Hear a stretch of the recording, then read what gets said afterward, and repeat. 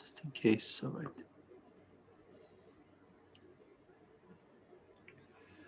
Okay, so today we are actually starting a new chapter, and we're going to learn about actually organic chemistry. The thing that we learned so far was actually mostly inorganic chemistry. And so if you look at the organic chemistry versus inorganic chemistry, organic chemistry, we mainly actually study the element carbon, okay?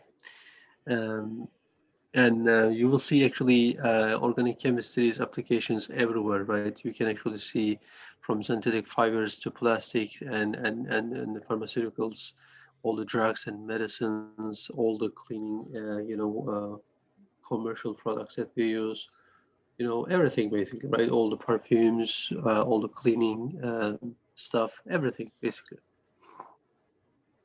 And so why this is like so interesting, because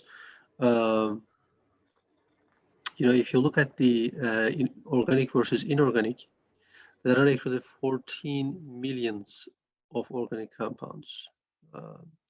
And as you can imagine, we are just making this compound by using like carbon mostly, right? And as I show you in the previous slides, we have oxygen, nitrogen, and maybe hydrogen too, like very few elements. But if you look at the rest of the periodic table, right, we have actually more than 117 elements in whole periodic table. And you can actually, as you can imagine, you can think that since we have a lot of elements here, you're going to be making actually more compounds, right? But believe it or not, this is actually less than 100,000 actually, okay? Less than, it's around 10,000, I believe. I need to check on this, but as you can imagine, by using carbon, right, you can actually make much more compounds than using the whole periodic table, basically, right? And so why we can actually do that? Because carbon is a very interesting molecule element, because it turns out that you can actually add carbon atoms to each other with an infinite number, essentially, right? Because we know, like if you look at the carbon, right, this carbon right here. Oh, let me give you an example actually with sodium chloride. We give the sodium chloride example all the time, right? So we have a sodium, for instance, and chlorine, right? And whenever they react, you get the sodium chloride, right? And that's it. You kind of lock it, right? You cannot actually add another chlorine here or another sodium here, right? You cannot do that in the ionic bond. Once it's formed, that's it, you are formed. But in the covalent bond, and especially with carbon, as you can see, let's say you have one carbon, right? And then you want to attach another carbon, okay? And if you want to attach another carbon, you can. If you want to attach another carbon, you can. So again, basically, there is infinite possibilities, right? And on top of this, you can actually add something else, right? If you want to add like oxygen here, you can add oxygen. If you want to add like fluorine, you can add fluorine here. If you want to add, hydrogen. You see my point, right? So there's infinite possibilities. So therefore, there are 14 million compounds, and we are still making compounds every single day to use in our daily life.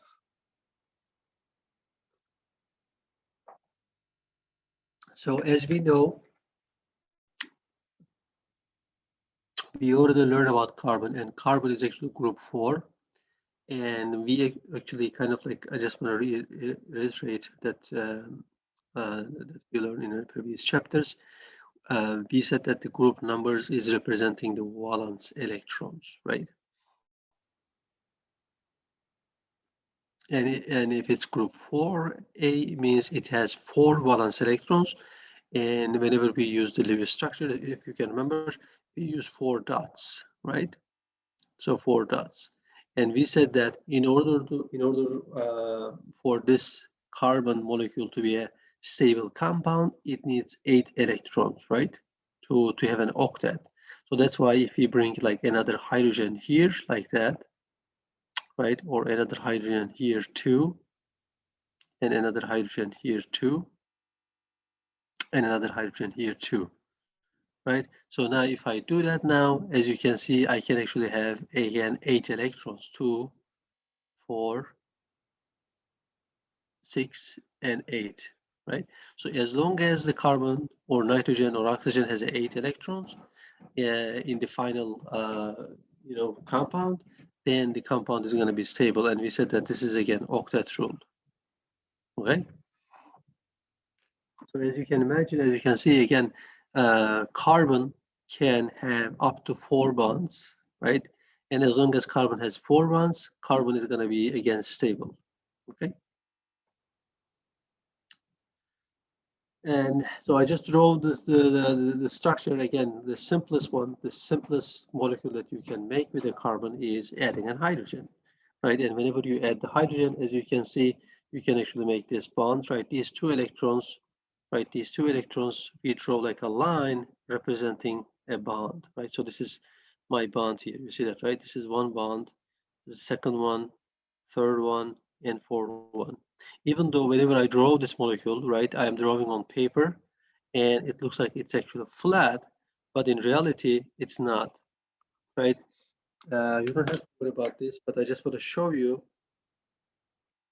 right? This is actually a molecule, for instance, that I have. Not sure if you can see it, but hopefully you will see it. See, this is going to be like that, right? So this is the carbon. This is the carbon. As you can see, I have four substitutions or whatever you want to add it, right? If you want to add a hydrogen, you can add a hydrogen. But as you can see, it's not flat, right? You can see it, right? It's kind of like this, actually. It's actually the other way of representing this is, again, we didn't learn about the hybrid orbitals, but imagine you want to tie 4 balloons, right? I'm not sure if you ever tried it. Maybe you can try at home, right? If you want to try 4 balloons, it's going to be like that, right? One of them is going to be like this. Other one is going to be like that. Other one is going to be like that. And the other one is going to be like that. So it's going to be, they're going to kind of like repel each other in a perfect way to get this shape, basically, right? Imagine you have 4 balloons in each 4 corners. And the shape is going to be, again, a tetrahedron, right? So we're going to say that the carbon in this molecule has a tetrahedron shape. Why? Because it looks like a tetrahedron, right? If you can, like this is the top, right? Like that. This is the bottom, right? And then there's a kind of like a triangle here, right? On the bottom. Okay, that's why it's going to be called a tetrahedron geometry. Okay. Any questions so far, everyone? All right, so if you look at the carbon, right, we see that actually, even though, so here's the carbon molecule again. Again, I'm just like making these molecules, right? So it turns out that carbon can actually have different type of bonds. Again, we are not going to go why in this chapter, in this lecture, but it's good to know that, again, if you look at this one now, right, you see there is only one bond between these 2 carbon, right? You see that, right? But in reality, you can actually make, again, just kind of using a model to show you what I can do. See, now it has 2 bonds. You see that, right? Now it has 2 bonds. As you can see, this is just only one bond, single bond, right? We call this a single bond. If you have only one bond, it's a single bond. If you have 2 bonds, it's a double bond. And then I cannot show you, unfortunately, the triple bond, but imagine there's going to be another bond here, right? If there will be another bond, then it can actually have a triple bond too. Okay, so this will be called triple bond. But as you can imagine, every single carbon atom has 4 bonds here, right? If I count this carbon, let's count. See, I have 1, 2, 3, 4, right? 1, 2, 3, 4. 1, 2, 3, and 4. You see that, right? So every single one. Here I have 1, 2, 3, 4 again. right? So as long as the carbon has 4 bonds, carbon is going to be happy, okay? All right, so again, in this chapter, we are going to actually learn about their like how we are going to be naming and things like that, okay? Because in organic chemistry, there's going to be a little different rules, because as you can imagine, there are 14 million compounds, right? More than 14 million compounds, and we need to learn a systematic way of naming them, right? Because if we don't know, if we just use the same naming system, then it's gonna be a big mess, because it's gonna be really hard to categorize and classify. Okay, so that's what we're gonna learn. But before naming, I just wanna mention one more important thing. Uh, Whenever in early chapter, right? If I say to you, for instance, right? If I give you the molecular formula, okay, let's say I just want to make an example of, let's say, carbon dioxide, right? CO2, okay, and so we actually use this molecular formula, and we didn't have any problem, right? Or if I say sodium chloride, right? Or magnesium chloride, whatever, right? So whenever I say this, right, again, these are like, again, carbon dioxide is a inorganic compound. It's organic, right? It's all covalent bond, but it's not going to be a problem to draw the molecule and see what I mean, right? Because um, if you say sodium chloride, we know that sodium is going to be written before the chloride, right? Even if you write it in this way, right, it's not going to be, again, you understand there's one sodium and one chlorine, okay? And you know how they are connected pretty much. But in organic chemistry, right, if I, for instance, give you a compound, let's say C4H10, okay? And this is, again, we're going to learn about how to name this. This is actually called butane, some sort of a butane. But in organic chemistry, again, the molecular formula doesn't mean anything for us. Why is that? Because I can actually show you here.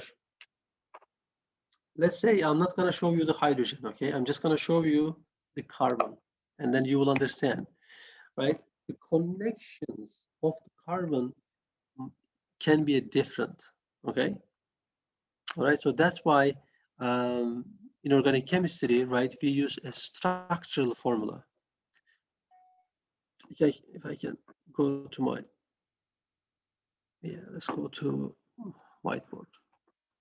So let's say I said C4H10, right?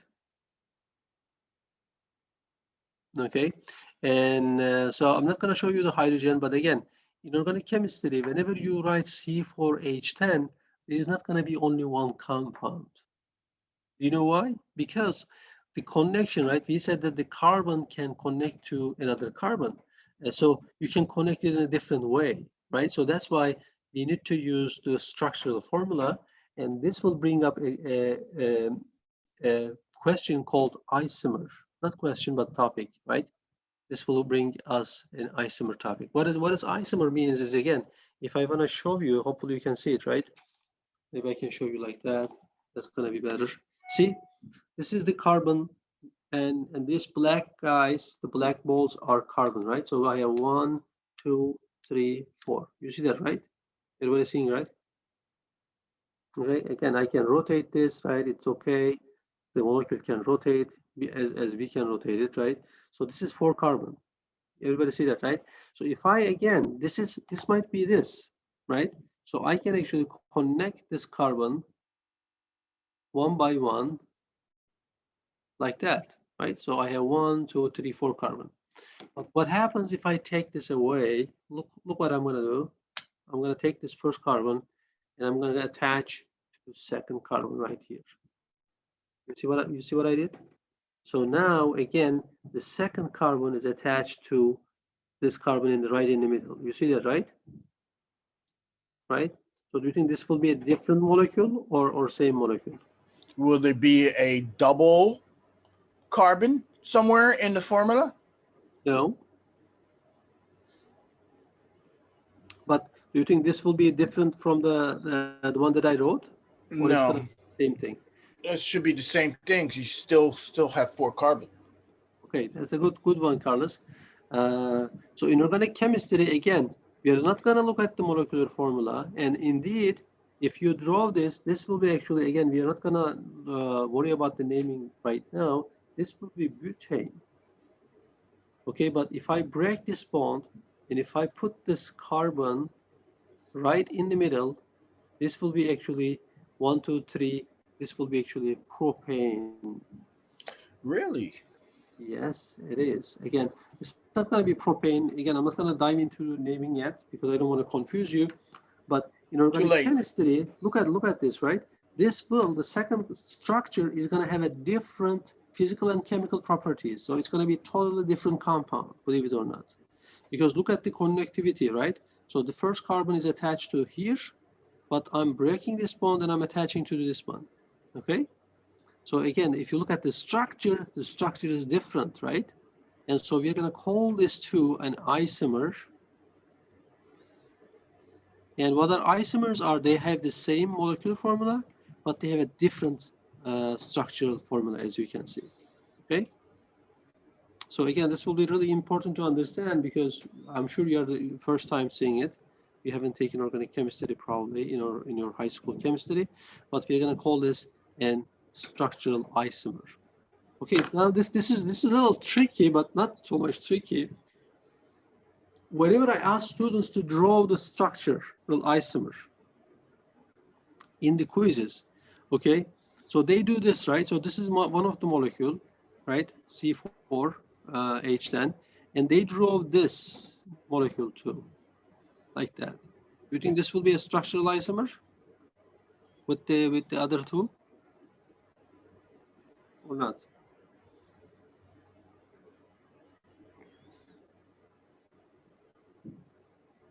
Everybody? I would say yes. Okay. Anyone else? But wouldn't that be the same as the top one? Okay. You mean Because it's still this connected one? to, The first one, right? The first one, yes, the second one, and let's say it's the third one. So the first one and second one is going to be the same, you're saying? I would think so. Okay. All right. So actually you were right? Because again, this is again, like what I'm talking about here is I'm talking about the connectivity of the carbon, right? So essentially, maybe I can show you this so that you can see better, right? So all these carbons, atoms, right? These single bonds, right? They can rotate, right? Meaning rotate means like they can go like all the way up to this way, that way, this way, that way, like that, right? This can rotate. Just like I can rotate my arms, right? I can rotate my arms. See? Like if it's top position and down position, it's still my arms, right? It's still Yeah. same me. I didn't like it's same me, right? So just like that, these carbons can rotate like that, right? So again, no matter how you draw it, as long as they connect it to the same way, even like this way, even this, right? See? I can actually make that molecule right away, right here. See? Because again, this is rotating all the time, right? So what's important here is you need to change the connectivity of the atoms, right? So you have to kind of like break this bond and take it out and put it in the second carbon. Now you see the connectivity is changed totally. You see, right? So the first carbon, the second carbon has another carbon attached to it. Okay. So make no mistake. Okay. So this is not again isomer. This is not an isomer, and sometimes students draw like in different way, very fantastic way like that. This is the same thing, right? This is also same thing with the first one. This is not an isomer. You are not changing the connectivity, okay? So you are only changing the connectivity in this molecule in 3, 1 and 3. So these are going to be the real isomers. Makes sense, right? Yes. Everybody's good? Any question with this?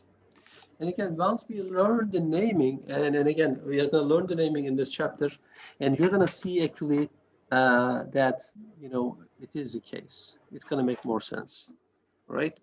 because they're going to have the same name. As long as they have the same name, they are not isomers, right? If they have a different name, then they are isomers. All right. So again, this is another example, right? I just gave the butane. As you can see, they both have the same molecular formula, C4H10, but we call this a butane. This is called isobutane, and they have a different, again, boiling point, different melting point, and they are different basically. Okay. I mean, there might be some similarities, but essentially they are different. Okay. So Professor, if you go back to that one right there. This one? Yes. Mm-hmm. So if I'm looking at a safety data sheet and it doesn't give me a name, but it just gives me the chemical formula, how would I know if C4H10 is butane or isobutane? Exactly. So they're gonna tell you the name, right? They're gonna tell you that they're gonna write the formula, and they're gonna tell you it's N-butane or the safety data sheet. Or also it has to say if it's an isobutane, then it will tell you isobutane. And as long as you know your naming, then you will know. Okay, because let's say the flammability, the flash point, and all that stuff will probably be identical because you have the same amount of carbons and hydrogens. I'm not sure about that, but yeah, I mean, again, there might be some similarities, but essentially they are not same, basically. That's what I'm telling you. Yeah. Because in chemistry, I know from if you're a firefighter, there might be some similarities, but the boiling point, for instance, is going to be different, right? And a flash point, as you said, even though they have same carbon and hydrogen, if the boiling point is different, then the flash point might be different. It might be close, but it's going to be different. That's what I'm telling. Yeah. Okay. Okay, because again, the molecule is not the same. Okay. All right, that's good.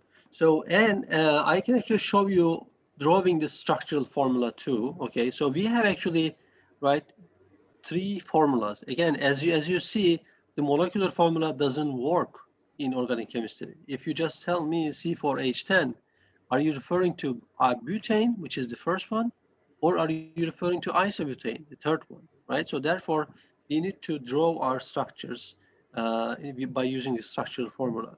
So how can I draw the structural formula? Again, there are different ways. The first one is you can actually, again, just put your carbons. Let's say you want to draw the N-butane, which is the top one. So you actually put the carbons first like that, right? And then we know that, right? We know that this is the first one actually, and this is going to be called condensed form, by the way. We know that, right? In the open structure, this is the open structure, right? You have to put the hydrogens. You have 1, 2, 3 hydrogens, right? Because carbon needs 4 bonds, right? So it has already 1 bond here, the red one, and I'm putting the 3 hydrogen. Same thing here, 1 and 2. Now the carbon is done, right? We need to put 4 bonds always. 1 and 2, 1 and 2, and 3, right? So now this is my, again, N-butane. So the condensed form is, right, instead of, again, imagine you're in organic chemistry and you're writing down this, right, and all the time you have to draw the structures. And as you can see, it's going to be a lot of laboring, right? You have to draw all the time, and you have to show the mechanism. Sometimes we actually write molecules more than once, twice, 12 times to understand the mechanism and study organic chemistry. So this is going to be a lot of work.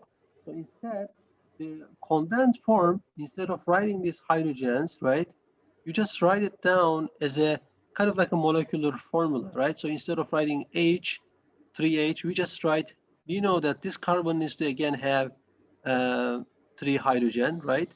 So instead of writing in a structural formula, we can just abbreviate it like that, right? CH3. You see that, right? And same thing here. We can write actually, again, carbon is here, right? So instead of writing the hydrogen in an open structure, we abbreviate it like that, CH2. Okay, same thing here. And same thing here. Okay, so I'm going to write it CH2 here again. And again, this carbon needs 3 hydrogen, and I know that there must be 3 hydrogen, right? So this will be the condensed form. You see that, right? Everybody following me? Okay, very good. And as you can imagine, this is again, this is condensed form. Let's write it down, condense. As you can imagine, again, we are lazy, right? Organic chemistry, believe it or not, is lazy. This is still a lot of work, right? We have to write every single time 3 hydrogen, 2 hydrogen, 2 hydrogen, 2 hydrogen, right? So that's why we actually have a line structure, line structure. Line structure is at the beginning, it might be a little difficult to understand, but it's not really, okay? So what you do is you don't show carbon, right? In the line structures, no need to show, right? So how should I say? No carbon and hydrogen shown. Okay, so we know that there is a carbon and hydrogen, right? Because again, imagine we are writing this, we are making a chemical reaction, and every time if you write it, too much work again, right? It's going to be like the same repetition. So that's why we have a line structure, and actually it works beautifully. So you start, right? Again, you have your pen. This is your pen, right? Let's say your pen. And whenever you start your line structure, you put a dot here, right? And this is your first carbon, okay? And then you draw a line like that. And usually whenever we draw the line, we make a zigzag. And then you stop here, and then you turn around down again, right? And then you turn around again, up again, right? You are doing a zigzag. So now if you look at it, every corner, there's a corner here, this is going to be carbon, and every corner here, this is going to be carbon, and end point here, this is going to be carbon too. You see that, right? And again, I'm not going to write the carbons here because I know that there is already carbons there. Okay, so that's why I don't need to, and you don't write carbon. And same thing with hydrogen, right? I know that there is actually 2 hydrogens here and 2 hydrogens here and 3 hydrogens there. You see that, right? But I don't need to write it, and you don't write it. Because again, writing is too much labor, right? You have to write every single time. But I know that there is hydrogen there. Make sense? So again, in the line structures, you don't write carbon and hydrogen. You only show, right? You don't show carbon and hydrogen. You only show if you have like oxygen or fluorine or iodine, okay? Other than that, you don't show any other elements. You know that there is something there. Make sense? Does this make sense, everyone? Yes. Yes. Yeah. Okay, so let's do a practice. Let's say this is the condensed form.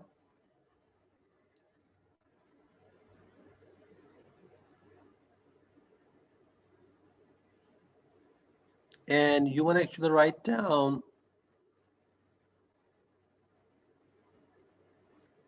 the line formula. Can you write the line formula of this compound? The line structure.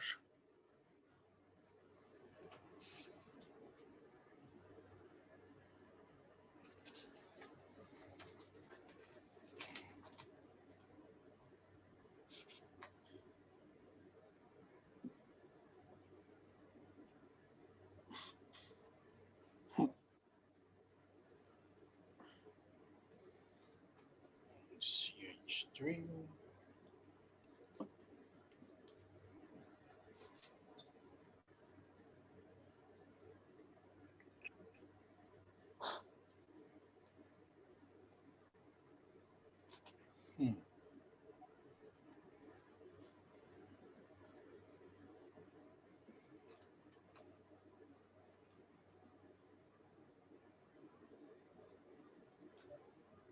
Okay.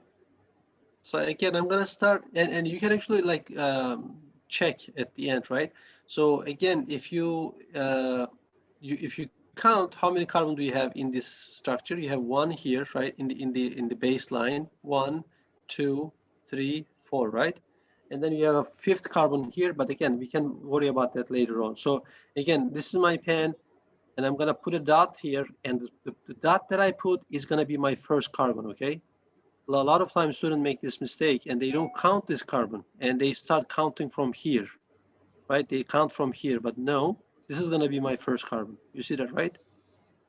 So this is my first carbon, and I'm gonna make a zigzag. So this is my second one, third one, and fourth one, and I'm done, right? But what I'm missing here is, again, the second, third, and fourth. What I'm missing here, as you can see at the third carbon, it has another carbon here, right? This methyl group. And so I have to show that too, and I'm gonna come back to here, the third carbon, and I'm gonna add another carbon. You draw a line. Exactly. You see that, right? And again, I know that there's a carbon here, right, with the 3 hydrogen. But again, you don't need to show me because I know and you know. Okay? Make sense? Does this make sense? Oh, everyone? so yeah, so you don't even have to draw the lines for the hydrogen. You just No. okay, just the No. okay. Yep. Yeah. Sorry. I actually show you here. It was just the showing purposes. Okay. Yeah. That's yeah. Okay. I think I forgot that, but yeah, you don't need to show because again, that's the whole purpose, right? You're ruining the purpose. We want to have you want to do a less work, not more work. Okay. So this would Okay. be the line structure. So let me ask you this, sir. So Yeah. you have, based on your drawing, Mhm. so your first carbon's number 1, which will have, for me to understand, Mhm. will have 3 hydrogens mixed with it. Yep. So your second carbon has 2 hydrogens affiliated with number 2. Correct. So in number 3, you have 1 hydrogen with the thing, and then you drop it down and you add the 3 on that little arm that's out there by itself. Uh-huh. And then on number 4, you draw 3 hydrogens surrounding that 1 carbon. Mhm. So because everything wants to be balanced, Mhm. that 1 carbon and hydrogen, number 3, Mhm. is that balanced? It is balanced because what do you mean by the balanced? You mean? So everything is representative. Either you have 1 carbon. Carbon likes to be balanced by 4 atoms. All right. So, So 1 let's count. hydrogen doesn't balance. Yeah. Okay. Go ahead, sir. It does balance. Again, you just have to count the bonds, right? So let's Yeah. count the bonds. I have 1, 2, 3, and then there's another hydrogen here. See? 4. Okay. This Okay. hydrogen is that hydrogen, same hydrogen. I And got it. same thing here. I have 1, right? Use the red one. I have 1, 2, 3, and there's a hydrogen here. But again, this is a line structure that I don't need to show the hydrogen. Okay? And this is the Okay. 4th one. You see that, right? Yeah, I got it now. Okay. All right. Cool. So Again, when we always assume that these are stable. these are They're always not gonna assume. No, not assume. These are stable. These are real molecules, so they exist, right? Just like right. the water molecule, right? I'm drinking water right now, so water is stable. So Right. like butane is also stable. You can actually put on your gasolines. You know, I mean, butane is a gas, I believe. But, Mhm. So Liquid gas. they're always going to satisfy the octet rule. yeah, as long as the line structure, right? So if I ask you the line structure, and again, if you as long as each carbon has 4 bonds, then yeah, that's what you're gonna look for. Okay, whenever you Okay. finish, you're gonna check it if they have four bonds or not. Gotcha. Okay, thank you. That's the octet rule, right? 1. All right. Any other questions, everyone? Okay, very good. Okay, now I can actually go to alkanes. Okay, so if you look at the hydrocarbons, right, we're gonna actually learn about hydrocarbons today. And what are the hydrocarbons? Is again hydrocarbons.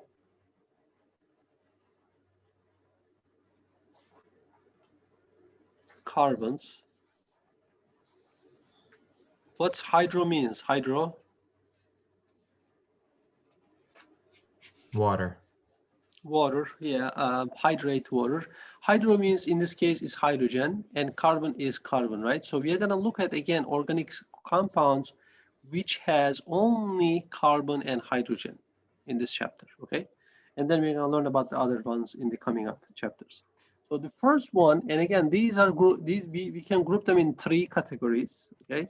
And the first one that I want to talk about is again, these are called alkanes. Alkanes. And if you look at the general formula of the alkanes is CnH2n plus 2, right? So if you have 1 carbon, you multiply by these 2 and add 2 to get the hydrogen number, okay? And so the first thing that we want to learn is, again, let me go back to presentations and see where we are. Okay, okay.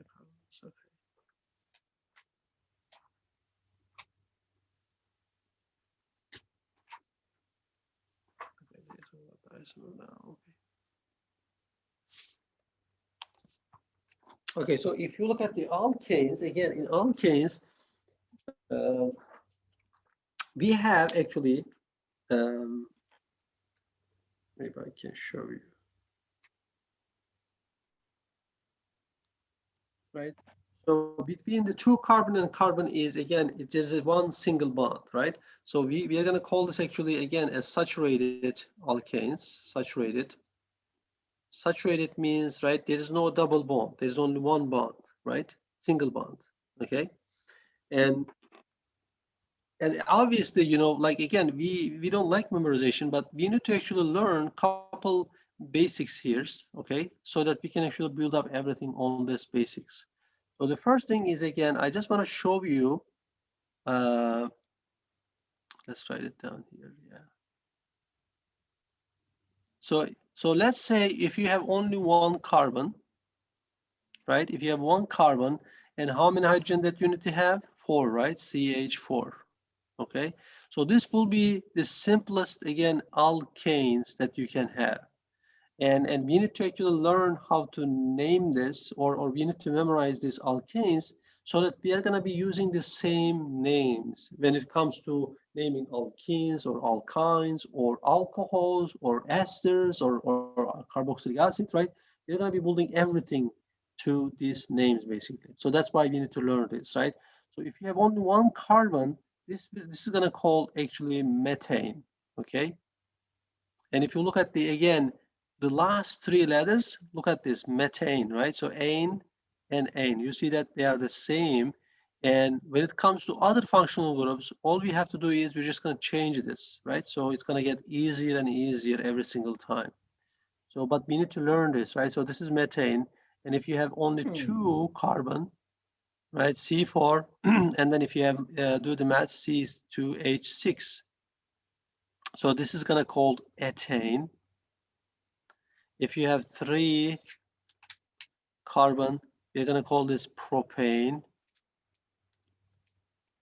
And if you have 4, we're going to call you butane. If you have 5 carbon, C5 is going to be called pentane. C6 is, again, you can continue, hexane. I think heptane will be sufficient for us. And then heptane. Okay, so these are going to be, again, a simplest name, right? So if I give you just CH4, it's a methane, right? If it's C2H6, it's ethane. If it's C3H6, propane, as long as you know the open structure as well, okay? But then, you know, once we have, once you know this, then we're going to actually build up our naming accordingly, okay? And the other thing that I want to mention here, I think I have the table here somewhere, no? Yeah, so if you look at this one, actually, this is very interesting because as you can see, as the molecular formula gets actually heavier and heavier, you see that, right? This one is all, like if you look at CH4 and C2H6, these are actually, again, very light molecules. C3H8 is propane that we actually use to get heat, right? Even in America, a lot of houses who has like a propane gas, and so, and also like C4H. So up until between 1 to 4, as you can see, because it's light, it's actually gas, right? And even if you go to like even 9 here, these are all gases, right? And in fact, if you look at the pentane, hexane, octane, nonane, these are going to be actually the gases that you're going to be putting on your gasoline, okay? But as the carbon gets bigger, right, the chain gets bigger, then it becomes start to liquidify, right? So these are actually gases. Let's write it down, C4. And then when it becomes C5, right, then it's going to become a liquid, because now the molecule is actually getting heavier and heavier, so that it's not going to be easily boiled, right? That's why it's kind of liquefied. And if you increase the carbon chain to like more than 10, then it's going to even like solidify, right? And I give this example all the time, like the Vaseline, for instance, that you use. I like Vaseline during the winter time, right? It kind of like heals your cracks. That's actually a hydrocarbon, but it has like more than 15 carbon in it. And as you can see, you can solidify it, right? Because it gets very heavy, the carbon chain, and it kind of like stacks together, right? Better. It kind of like stacks together better, and therefore it's going to be a high melting point, which means that it's going to be solid basically at room temperature. But if the compound is lighter and lighter, there is not interaction between the molecule, and therefore it's going to be actually it's going to be in gas phases. Make sense? So these are all Mhm. alkanes, single bonded saturated hydrocarbons. Yep. These are all saturated, single bond. Right. Okay. Because that matters. All right. So now we are actually coming to naming, and we already talked about the isomer. And so again, in order to actually kind of like not have a confusion, we have this this naming. It's called IUPAC naming. It's actually International Union of Pure and Applied Chemistry. These are actually chemists, dedicated chemists. They are actually meeting every 2 years in a conferences.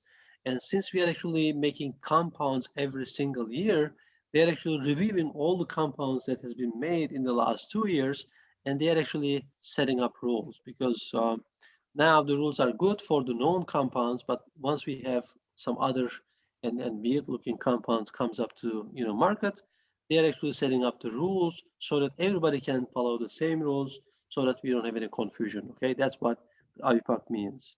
And sometimes we use common names too, but if it's like an everyday, like for instance, water is common name, right? We don't say dihydrogen oxygen, right? Dihydrogen oxide. We say water. So just like that, in chemistry, also for some chemicals we use common names, but you will learn them along the way. So again, I just show you the common name of the alkane, right? So methane, ethane, propane, and butane. And then again, we are going to also learn there is this called alkyl group. What is alkyl group is, maybe I can write it down here. Alkyl group is whenever you have one less hydrogen, right? So -1 hydrogen, right? If you have -1 hydrogen, then this becomes again, we're going to call this an alkyl group. And if you look at the alkyl group, right? So this was a methane. Now I'm going to call this guy, again, I'm just going to change the last 2 letters. So this will be methyl, right? It will have CH3, and I'm going to call this a methyl. Make sense? Now it was ane, right? I'm just changing to il here. You see that, right? Same thing with the ethane. If it's one less hydrogen, now it's become C2H5, and this will be ethyl. Again, we are going to see this as a substitution. Once I give you the example, you will understand better. And now one less hydrogen, this will be C3H. Again, it was C3H7, I guess, yeah. And this will be propyl. And again, we are not going to see a lot of like alkyl group substitutions, like larger groups, but this is how we're going to be naming. So these are, again, these are kind of like our starting point, right? And then let's actually give a name. Let's start from here. Maybe I can, since I have some space here, maybe I can, yeah, this my camera on top. Okay, so now let's start naming. Okay, and let's learn about rules. So let's say I'm just going to show you first the open structure, and then maybe we can start using line structures. Okay, so now if you look at this, right, and I would ask you what will be the name of this, right? So what you have to do is you're going to find, the first rule is, again, find the longest chain. Okay, find the longest chain. Let's just say longest chain. Again, we're going to apply this rule over and over again whenever we, even if you do like alkyne or alkane. So the longest chain here is, as you can see, you have 1, 2, 3, 4 carbon, right? So if you have a 4 carbon, you know that this is actually, if you come to our list here, this must be butane, right? Boom. So we're going to call this a butane. Make sense, everyone? Everybody's happy? Okay, simple, right? So the first rule is, again, oh, I deleted that, yeah. Longest chain, okay? This is going to be always the case, okay? If you're going to find the longest chain. So again, this is a nice exercise now, since you know the naming. So what will be the name of this guy here?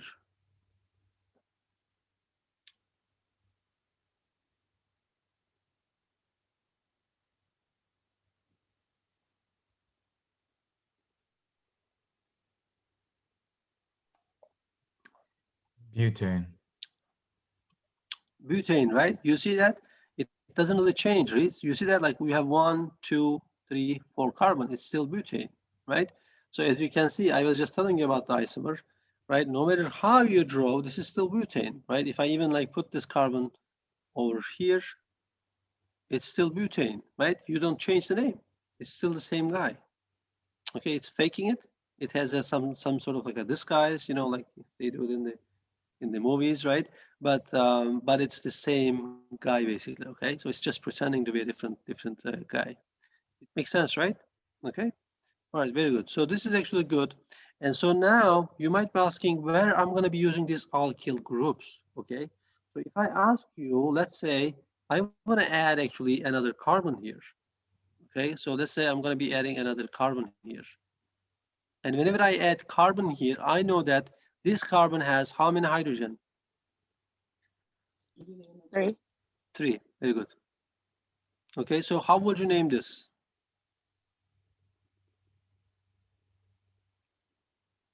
So again, you're going to apply the first rule again. You're going to find the longest chain, which is butane, right? This is my last name, right? So the butane is going to be my last name. But obviously, this is not a regular butane, right? Because in the regular butane, I used to have a hydrogen here, right? This was the hydrogen, and I didn't have any problem. But right now, I have something else. So again, we substitute hydrogen, right? We substitute the hydrogen with this group. And we're going to call this again as substitution. Substitution. Hopefully I can write I'm just going to write it down, substitution, and you know what I mean, right? Substitution. So as you can see, we are substituting the hydrogen with this group. And now, again, this is not a methane, as you can see, right? I cannot just call this methane butane. So this is actually where the alkyl group comes in very handy. Okay, so now this is actually, as you can see, this is not a methane. It has one less hydrogen. So this is methyl substitutions, right? Methyl butane. So I can just call this a methyl. Okay, so it's going to be methyl butane. Make sense? Everyone? So you always put the substitution group first when you name it? Yes, exactly. Okay. Because this is my kind of like a last name. Yeah. So last name comes after your first name, right? And Mhm. so we are missing one more rule, and this is the last rule. Again, you also need to indicate, right? Because if you just if you just tell me methyl butane, right? This is not a good example, but I will be drawing this, and this will not be methyl butane, but you need to tell me where this methyl group here, right? Is it like in the first carbon or is it in the second carbon? Because if you don't tell me, then if I draw this, technically, this is not a methyl butane, but this is actually heptane now, right? But this will be also methyl butane. Do you know what I'm saying? Right? So you need to tell me, therefore, where this metal, like which carbon does this metal has, right? So it is 1, 2, 3, 4. So I should be telling actually 2 methyl butane, right? So now I know that the second carbon has the methyl group. Make sense? No. No? No. That's good. That's No, good. Can we just absolutely do not. another one? Sure. Absolutely not. Sure. Again, so the point here that I'm making here is, again, right? I think this is a good example for, again, for the isomer. If I want to show you this, for instance, look at this. We're gonna make some exercise. Don't worry about it.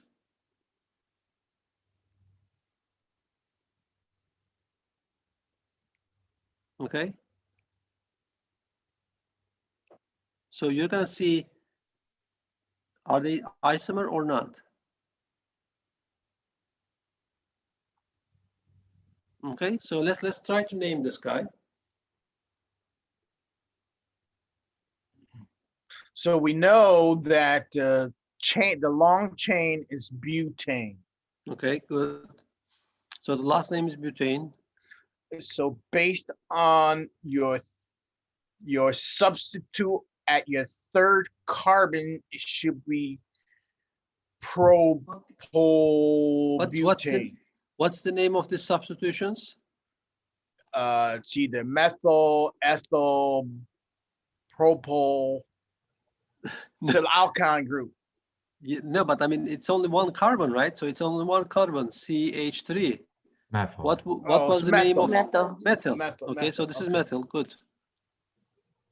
Don't So this is gonna be my methyl, right? Yeah. Okay, now that's good.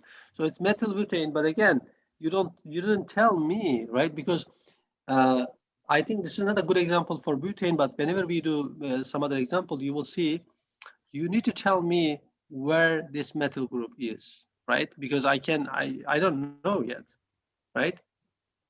And so therefore, you need to tell me which carbon has this methyl group. And so that's why we do numbering, right? If you have an isomer problem, and then as you can see, there's an isomer problem. So you gotta tell me where this metal belongs to. Okay, so therefore we number them, right? So we number the carbon, and so then you might be asking. So here's another question, and this is the kind of like the last rule, right? So if I number them here, 1, 2, 3, 4, right? Then this will be actually 3 methyl, correct? Yes. Okay. And so here is the second rule. I mean, the last rule maybe with the numbering. So whenever you have a chance, okay, when it comes to numbering, all right, and I'm going to show you, where's my molecule here, and you're going to see that actually it's the same molecule. And whenever you have a chance, right,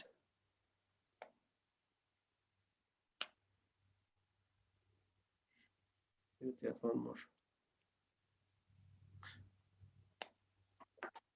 So if you number from that, and then let's change the color to blue. Now, if I want to number from the other way around, so I'm going to start from here. See, 1, 2, 3, 4. Okay. So the rule says, again, the IUPAC rule says, whenever you hit the substitutions, right? Hit the substitutions with the lowest possible number. Okay. Make sense? So in this case, again, if I start numbering from left to right, I'm going to hit the substitutions at the third carbon, right? But if I start numbering from right to left, I'm gonna hit these substitutions at the second carbon. So which one is better? Is it saying 3-methyl or 2-methyl? 2 because it's the lowest. Yes, exactly. So therefore, you're going to be naming this actually, right, 2-methyl butane. And look what happens. Look at the name. Hmm. They're exactly same, right? You see that, Yeah. right? Yeah. And so again, you think that it's an isomer, but they are the same molecule actually, and they are the same because you just flipped it, right? See, this is the first one right here. This is 2-methyl. Hope you can see it, right? This is 2-methyl, right, like that. And whenever I flip it, it's the same thing. You see that, right? It's still 2-methyl. It's like you can actually. This is how it looks like actually on the paper. See, 1, 2, 3, 4, and this guy has a methyl. This is the methyl. If I flip it, this is the first one. See, 1, 2. Again, this is the methyl, right? 3, 4. Make sense? Okay. Okay, so again, whenever you have a chance, right, you gotta name the lowest possible number. Okay, let's do a couple more to practice so that we can actually master this. And I'm gonna give you actually a little longer chain so that it's gonna make more sense. And I'm gonna open. Should I write down as? Let's start actually drawing this way. 1, 2, 3, 4, 5. Let's say this is 5. And now I think this is gonna make more sense. And then you have another substitutions here, methyl.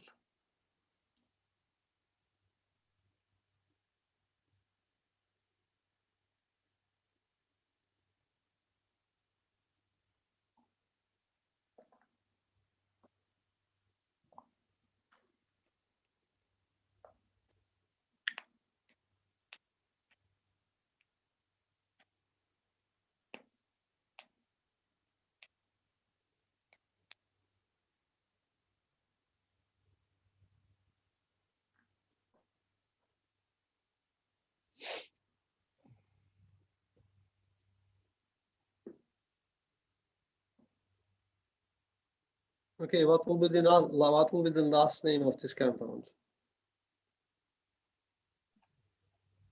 Pentane. Pentane. Okay, good. Because if you number, right? If you number, right? So it's 1, 2. You're gonna find the longest chain again. 3, 4, and 5. So it's gonna be again pentane. But it's not like a regular pentane, right? Because as you can see here, you have as substitutions again. And what's the name of the substitutions? It's right here, right? Again, if you have only one carbon, right, you don't have to worry about the hydrogen too much, right? If you have one carbon, it's methyl. If it's 2, it's going to be, again, it was ethane. Now it's an alkyl group substitutions, it's ethyl. If you have 3, propyl. So this is actually methyl, right? Okay, now you see that, right? So you need to tell me, because if you just leave it as methyl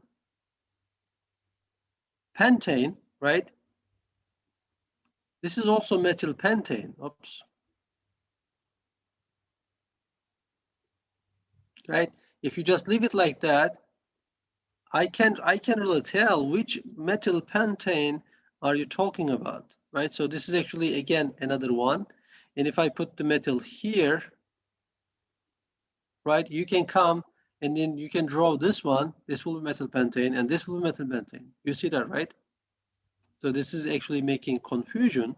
And therefore, you need to tell me where that metal is, right? Which carbon attached to it, basically, right? So this way, if I number them, so it's 1, 2, and again, I'm going to start from the lowest number, because if you start from here, as you can see, we are hitting the substitutions very late. 1, 2, 3, 4. 4 versus 2, so 2 is smaller, so it's going to be 2-methyl pentane.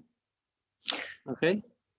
Oh. And the bottom one would be 3, right? Exactly. So in the bottom one, it's going to be 4. 1, 2, Oh, yeah, 3. yeah. No matter where you start, it's going to be still 3. So this will be 3-methyl pentane. You see the difference now, right? As you can see, even though they have a same last name, their first name is not same. One of them is 2-methyl, the other one is 3-methyl, and they are different, okay? And they're isomer too. So wait a minute. So if the methyl CH3, when you put that substitution on the bottom, it's 3-methylpentane. And if you go to the top and you put the substitute on the top of that carbon, it represents that number. So that's 2-methylpentane. That Yeah. Yep. So Again, all depending you have on to do, okay. huh? No, so depending on the placement of the substitute will give you the numerical number based on that chain. Yeah, because again, what you are doing, Carlos, is again a unit, because this is a substitution, right? This is not like a hydrogen. If there will be hydrogen, you don't have to worry about it. But now it's a substitution, and there's an alkyl substitutions, and you got to tell me what that substitution is. And now again, you are just telling me by numbering it. Otherwise, if you don't number, right, then I cannot. If you can just leave it like methylpentane, right? If you Yeah. draw the first one and the second one, both of them are methylpentane, right? Yeah. You see the problem here, right? Both of Yeah, them are yeah. methylpentane. Yeah. So which one are you talking about, right? You Yes. got to be more specific. Again, in order to kind of like not having this confusion, we have the last rule where we said that you have to number, but whenever you are numbering it, right, you want to number it in a way so that you can hit this substitution with the smallest possible number, right? Okay. So if I start from left to right here, so I'm hitting the substitutions at the second carbon, right? So that's why it's good, because if I start numbering from right to left, I'm hitting at the fourth carbon. So this is not good. I don't like this numbering. So that's why I have to start from here. You see that, right? So this is why it's going to be 2-methyl. But in here, it doesn't really matter where you start. You are still hitting the third carbon. So this will be again 3-methylpentane. So here's the other question I had. So you take your first example, Mhm. all right? So when you read from right to left, Mhm. it's 1, 2, right? But you put the substitute on the bottom, so don't you have to use the numerical numbers that represents the bottom, which is the No. mirror reflection of the top No. number? Okay, that's a good question. But again, see, you can, it doesn't really matter, Carlos. I think I understand your question. So now, the Carlos is asking, okay, it's again, you just have to name it, right? If you name it, and if you get the same name, it's the same thing. So the Right. Carlos is asking, what is this guy in his name? 1, 2, 3, 4, 5. And then I'm putting the metal on top. Right. So what is this? It should be 2-methylpentane. Okay, so it's the same thing. It's What's the the same difference? thing. Well, Exactly. Because again, the molecule, Carlos, it's flipping, yeah, right? This is yes. the molecule, right? This is the top one, right? Right. This is the top one. You see that, right? Yeah, yeah. Again, this is the molecule. And if I flip it, now I'm flipping it. This is the bottom one, right? Yeah. And it's the same thing. I'm having Okay. my pen, right? Imagine I have my pen. I'm flipping, right? If I flip it, it's the same pen. It doesn't Right, really right. change, Right, right? right. It's same thing. It's kind of like, again, pretending it's a different molecule, but it's the same thing. Again, the molecule rotates. Everything Right, rotates, right? So it's right, right. rotating all around, like that, like that, like that. It's the same thing. Okay. Okay, I got it.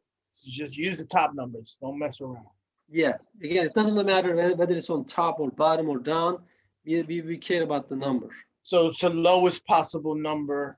Yeah. And it's always on top. Yep. Okay. So very good. And now let's master our skill a little further. So what happens if you have? What happens? Let's say you have. Let's keep our pentane. What happens if you have two substitutions? Let's say you have two substitutions here and two substitutions, but same substitutions.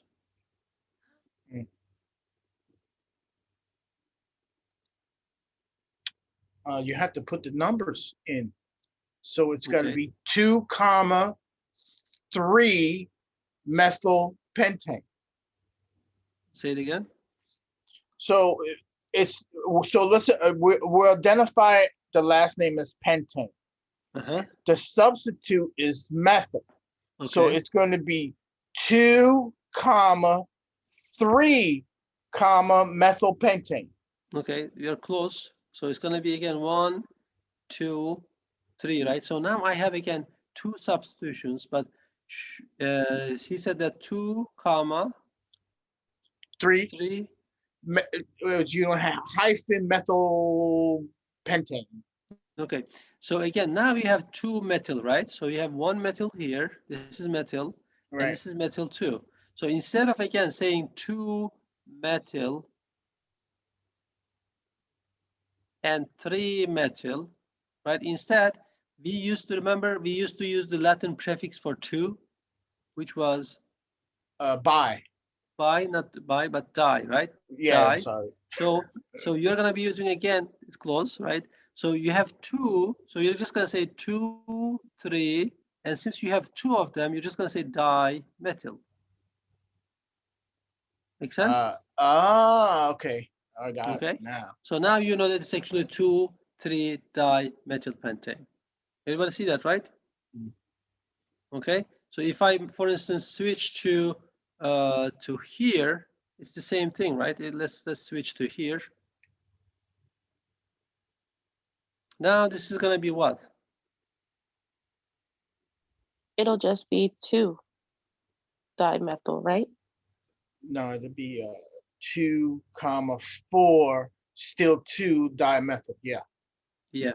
It can't. Because How is it 4? Because if it's flipped, it's still 2, no, right?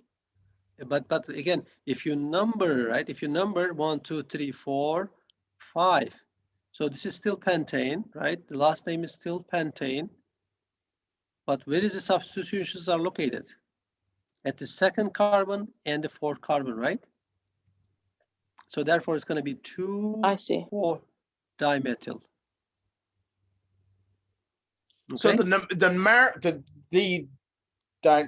numerical numbers associated with the carbons represent the numerical numbers that are part of the chemical name, and because we have 2 substitutes, yes, we yes. add the di. Yes, of course. Yeah, this numerical number is going to be very important again, and it's part of the name. Okay, so this is how you're going to name it. So let me ask you this then. I think this is to her question before. So what about this guy? How would you name this? So it's still dimethyl. Wow.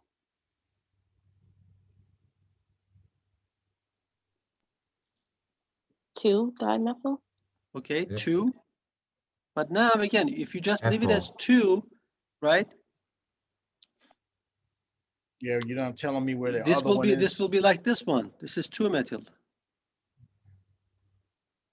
So just like the other one, you just have to tell me, like we said comma, right? So it's going to be 2, 2 dimethyl, right? Saying that the 2 has 2 methyl group. Make sense? Oh, okay. Just repeating the 2 basically. Make sense, right? Yeah, it's clear as mud. All right. So let me see what I have. So we So got. how do we Mhm. how do we move past the methyl group? Like, can you show us an example of Say it again. something different? I'm saying, how do we move past the methyl group? How do we what? Pass me? How do we move past it? Like, how do we know if there's, an ethyl group or something after that? Okay, yeah. I'm coming to that question. You're a little further, ahead of us. Okay. So let me check this. Okay, let's name this, for instance.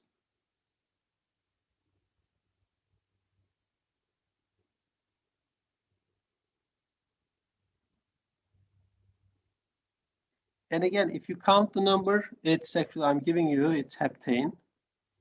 5-methylheptane. No, 3-methylheptane.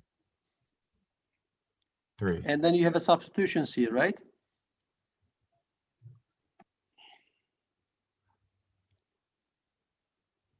Okay, so the last name is going to be heptane for sure. So the only question that you have to worry is, again, there is this methyl group substitutions. How would you name this? Is it going to be 5, right? If you start from here, 1, 2, 3, 4, 5, or do you need to start from the other way around? The other Right? way. So it'll Yeah, be right. 3. So it's going to be 1, 2, 3. Very good. So it's going to be 3 methylheptane. Okay, Oh. makes sense, right? Because if you say 5, then no, we don't like the larger numbers. We need smaller numbers. Okay. So that everybody's on the same page. Basically, you're just flipping this molecule so that you can get the 3, but you get the idea. Okay. Any question with this, everyone? So that substitute, even though, so based on your PowerPoint slide, if I was to, you gave me this formula, I put the C over 3. It's gonna be the same thing. It's going to be the same thing, right? Exactly, because again, just like this molecule that I showed you, it's just I like got it. flipping. Okay. Okay. The numbers. I understand the carbons. I understand the substitute and how you name them. But when you're flipping those numerical numbers that represent the carbons, that's where that's the mud. No, I think, Carlos, what you have to do is, again, just kind of like, just like I did, right? Flip. I'm numbering them. Yeah. Okay, so I number from left to right. And so this is the red, 1, 2, 3, 4, 5, 6, Yes, 7. And then number them in the bottom, 1, 2, 3. Yeah. So you are hitting the carbon, right? This is the substitutions. If I do it in the top way, the red way, I'm hitting at the 5 versus Lowest 3. number. And always the lowest number. Exactly. You just have to use the lowest number. That's it. Okay. All right. So let's move on. And I think we're gonna have one question. Okay. So this is actually the question that she was asking. So let's say you have a different substitutions now. Oops, I messed it up. But we can actually do this. Actually, this is hexane. Okay.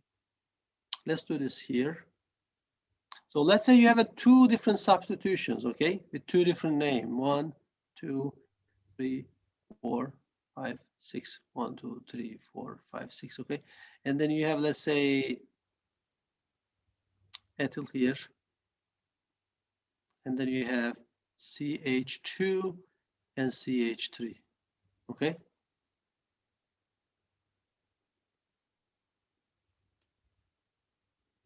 Okay. So everything is same. Okay.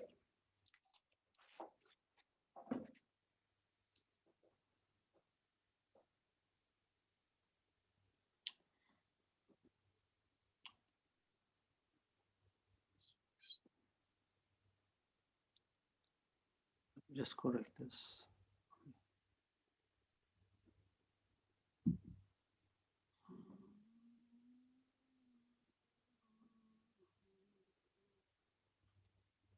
Okay. All right. So the bottom one's the one that we're working on, right? Yep. This one. 3. And then you.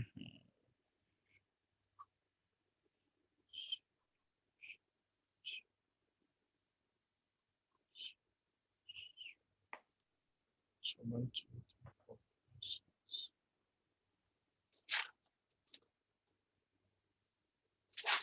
If I want to show you this in a line structure, then it will be like this, right? It's going to be 1, 2, 3, 4, 5, 6. And there will be like this group here. And then there will be this group here. You see that, right? That's confusing you? No, that's good. Yeah, I think in the line structure also, it's good to see like where your numbering goes, you know?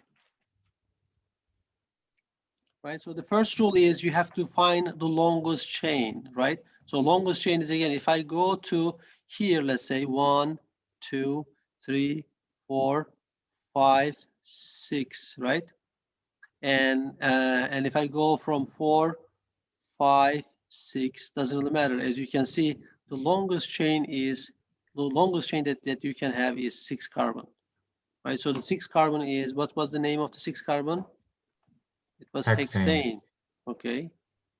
So now I'm done with my last name.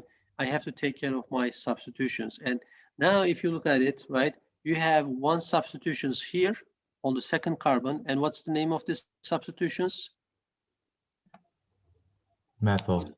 Right? So this is methyl. Everybody's following, right?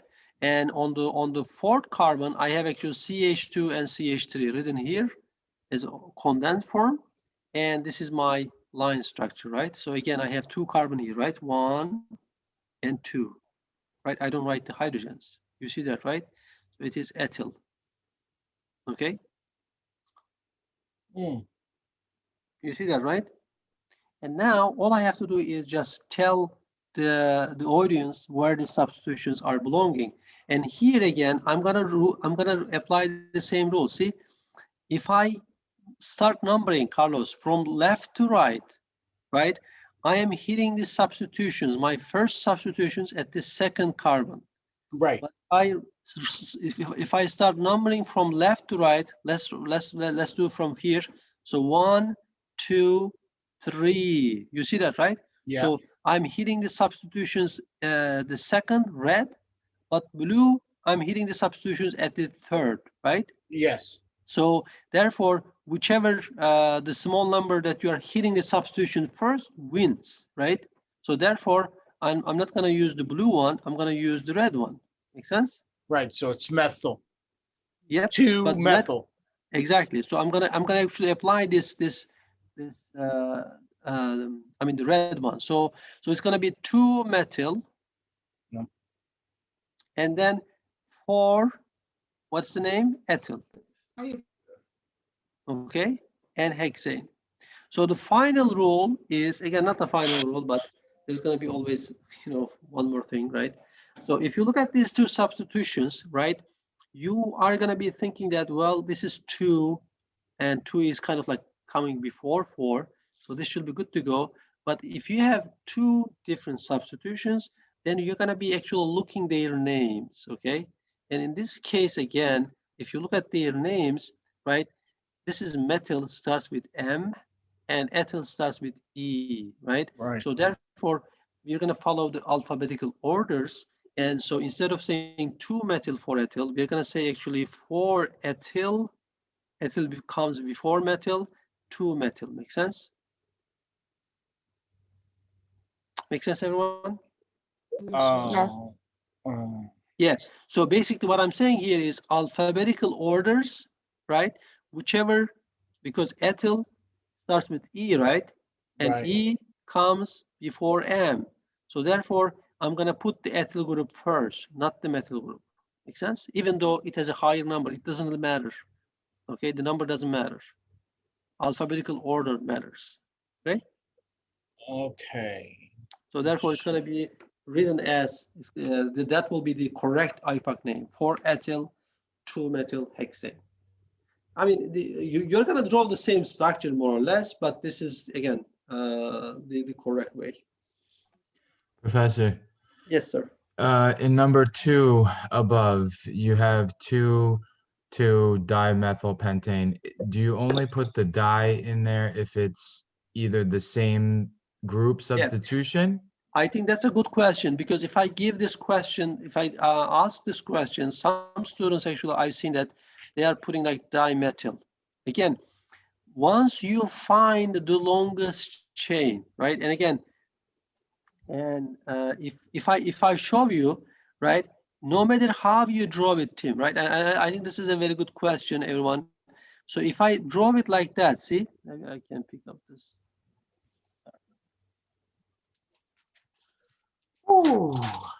Okay, so if I see now, this is my longest carbon chain, right? So now this first carbon here is part of the chain, and that's why its name is hexane. You see that, right? So therefore, I cannot really call this like dimethyl here. You know what I'm saying? Because no matter how you draw it, you're gonna have one metal left there, right? Even if you draw like that, see, 1, 2, 3, 4, 5, 6, 7. Now again, in order for this guy to be hexane, right? One of the methyl group is already counted in the back chain, in the longest chain, and that leaves the other methyl group as a substitution. Does this make sense? Sort of. Yeah. No, absolutely not. Again, can you ask the question again? What was the question again? Maybe I got the Well, question wrong. the question I have was, when do you put the di, like you have dimethylpentane? Okay, so because again, if you're gonna say dimethyl pentane, right? What was the first rule? If you say dimethyl, Timothy, if you say Yeah. dimethyl here, you are violating the first rule, because now you are saying dimethyl and you are counting this carbon and this carbon, correct? Correct? Okay, yeah. And then you have to tell me this is 1, 2, 3, 4, 5, and then you are saying dimethyl pentane. Do you know what I'm saying? Yeah, So so you're saying you are violating the first rule by not finding the longest chain. You are treating this as a substitution, but it's not. It's part of the chain. One of the methyl group has to be part of the chain, because your first rule is you're gonna find the longest chain. Okay, always. Mhm. So how can you find the longest chain? Again, if I bring my highlighter again, this is my longest chain. See, and this is already part of the chain. So why you are calling dimethyl? You know what I'm saying? Mhm. If there will be another metal here, yeah, then there will be dimethyl. Makes sense? So let Yeah. me And again, understand what. here too. Look, Yeah, go ahead.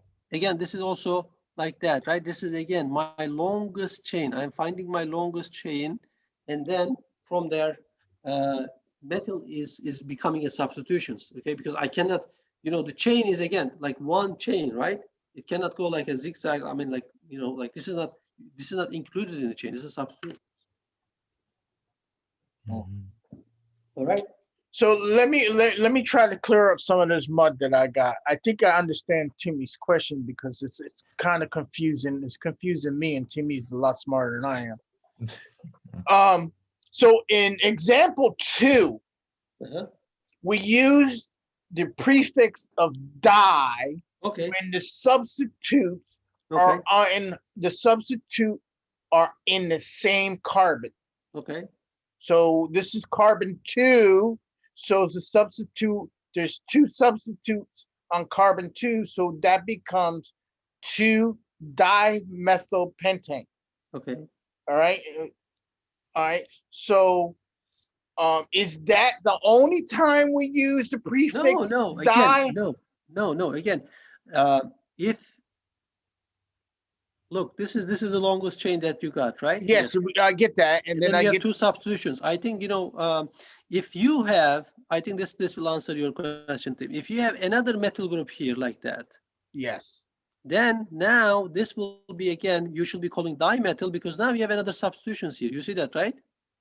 Yes. Then you will be calling 2,2-dimethyl 4-ethyl. Make sense? Okay, so it has to do with the number of substitutions that are the same. Exactly. Like if you have Exactly. But it's 3 per methyl carbon groups, though. Yeah, if, now we get. if you have 3 methyl groups, then it would be trimethyl. Exactly. So, And I have actually they don't have exactly. to be on the same carbon, right? They don't. No. Again, Okay. it doesn't have to be on the same carbon, guys. It can Okay. be in different carbons, and it can be again. I can maybe show you some examples. Sorry, I didn't mean to confuse everybody. No. No. I think this is I good. was confused This is before I even started this morning. This is good. And let me actually hold on, guys. I'm gonna share my screen again with my whiteboard. Let me see. Timmy, if you're getting confused, what do you think I am? I'm fucking lost. I'm lost. You can do it, Carlos. No, I can't. Yeah, I mean, again, this organic chemistry is good, but you know, sometimes because this is the first time that you are seeing probably, right? I know you Yeah, yeah. I was And it- when I was in high school, I was still using crayons and chalk. yeah. And students are having difficulties, but once they get it, they like organic chemistry actually. So it's not so bad. So I'm just going to open up the some extra question that I have. Let me see what they are.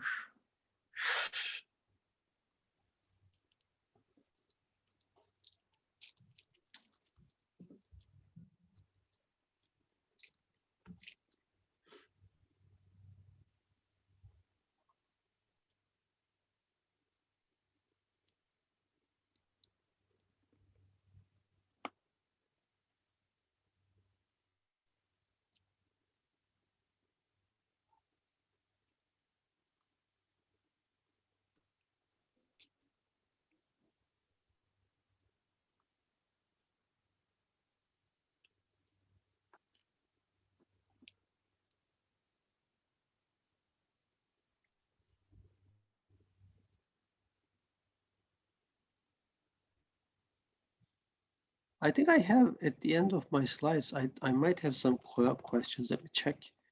Let me check my end of slides.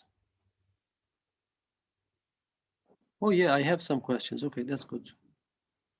So we can do some questions at the end, or maybe yeah, since this is relevant, let's do it actually, since we are already here.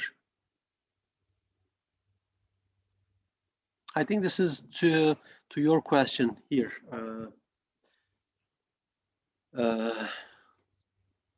Let me just stop sharing my screen again.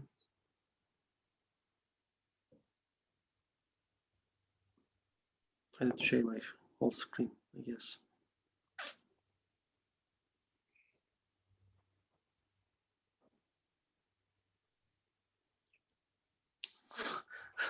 Where am I? Okay, there you go. All right, so now if you look at this one, again, we haven't seen these two. These are alkenes, okay? And so let's look at this question. This is actually similar to what we did. And this is a little more complicated, but it's not so much, right? And I think it will answer all of your questions, hopefully. Again, we are looking at this question, and we want to actually find what's the name of this compound. 6, 7. And again, you're going to find the longest chain first, right? Yeah. And again, you're going to try like going this way, this way, this way, this way. It can go this way too. Again, sometimes they trick you, right? Again, in organic chemistry, most of the time students think that the horizontal line is going to be longest chain, but sometimes the branch might be longest chain. So, you know, you have to check all of them. So if you go this way and this way, let's see how many carbon do I have. And again, whenever you see the CH3 here, right, this will be the part of the long chain if you count the carbon. So if you count the carbon, how many carbon do you have here? 1, 2, 3, 4, 5, 6, 4, 5, 6, 7. So which one is the longest? Obviously the 7 longest. So therefore you can eliminate this one, right? Let's eliminate everything. And then you know that right now, this is my longest chain, right? This is my longest chain. Okay. And how many carbon did I count? 7, right? 7. 1, 2, 3, 4, 5, 6, 7. What's the name of the 7 carbon name? Heptane. Heptane. Very good. Okay, so this is the last name. I found the last name, but I need to find the first name, right? So as you can see, I have many substitutions. And what was the rule for the substitutions when it comes to numbering? We want to hit the substitutions with the smallest possible number. And as you can see, this is good, right? The red is good because if I start numbering from the left, I'm hitting the substitutions at the look 1, 2, 3, 4, right? Yep. So the earliest time that I can hit the substitutions is 4 here, but on the top it's 2. So therefore, the red wins. So this is good. And then I have to name my substitutions. What is the name of the substitutions here? 2-methyl. Okay, good. This is methyl. What is this substitutions? This is also methyl. Methyl and methyl. And what about this 3 one? methyl. Huh? Methyl. Okay, that's a good one. See, this is not methyl. Look closely, guys. Is this methyl? You have how many carbon do you have here? 1. No, this is again line structure. In the line structure, Oh. every corner counts for another carbon. So Ah. So that's ethyl. ethyl, right? So you have one carbon here, and then again, I kind of like show you the CH3. I could have just wrote it like that, but I put the CH3 here to trick you guys in a way, right? So again, this is only 2 carbon. You see that, right? Everybody see that, right? Yeah. Right. Yes. So this is So again it's 2 carbon and 5 exactly. hydrogens. So this is ethyl. Okay. So now everybody understand, right? Why this is ethyl? Why is it ethyl when it's got the CH3 to it? Because this is line structure and there's another carbon here, Carlos. So you see that? There's, So, okay, it's not shit. Okay. okay. So it is actually again 1 carbon and 2 carbon here. You see that, right? Yeah, you're tricky. Yeah, it's a little tricky, but you know, it's not so bad. Okay, now I'm gonna come and I'm gonna name my first substitutions, and I know that I have methyl, right, and ethyl, and so here to Timothy's question, I have 2 of them, so I can call this dimethyl. But all I have to do is just number them with the correct name. So it's 2, 2, comma, 3. and 3 dimethyl, Okay. Yeah. and dash 4 ethyl. Gotcha. Heptane. And since di is coming before E, right, it's good to go. Okay. You little Gotcha. tricky, you little tricky dog. Okay. All right. Yeah, I got it now. All right. I think you become a master now No. when it No. comes to naming. Yeah. All right, No guys. So I have to move on. So again, this is alkanes, right? Alkanes, and lucky enough, you're going to be applying the same rules for even alkenes. So let's move on to alkenes now. If you look at the alkenes, oops.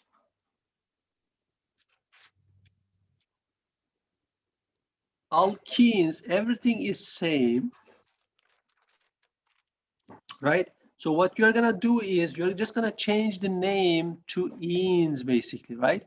So if it's, for instance, you cannot have 1 carbon alkenes, but if you have, what was the name of 2 carbon hydrocarbon? It was ethane, right?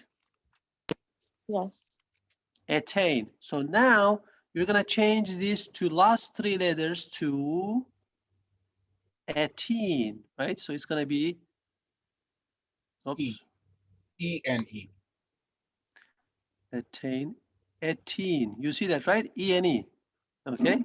If you have 3 carbon, it was propane, right? Now you're just gonna change to ene again. You're just gonna change the last 3 letters to ene. So you're just gonna make it this ene, propene, right? If it's 4 carbon, it was butane, right? If it's a hydrocarbon. Now you're gonna change this to butene. Make sense? So we're going to the double bond now? Yes, we are going to double bond. So then we Yep. change the suffix of the word Yep. to "ene." Yep, exactly. And if I can actually, that's a good question. Now, this is a double bond, and the symbol is CnH2n, okay? And now, again, we have a double bond. This is double bond. Okay? And everything else is the same.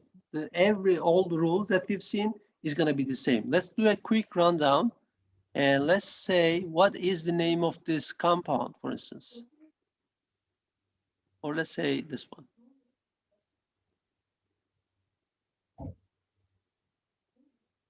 Now I'm using the line structure so that you can get the familiarity with the line structure.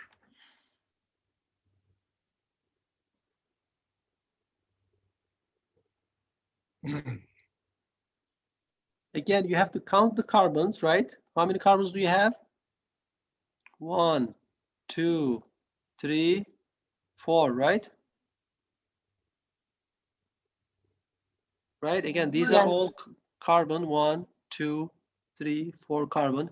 And what's the 4 carbon name? It was butane. Butane.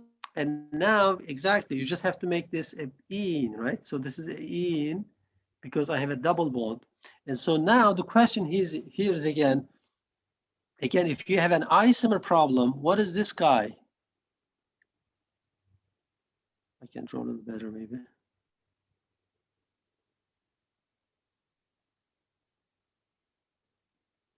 The same. Huh? Okay, so now again, in isomer problem, right? It's the same thing, yet you're right. But what about this one? You see that, right? Both of them are butene, 4 carbon. So how can I differentiate the first one and second one?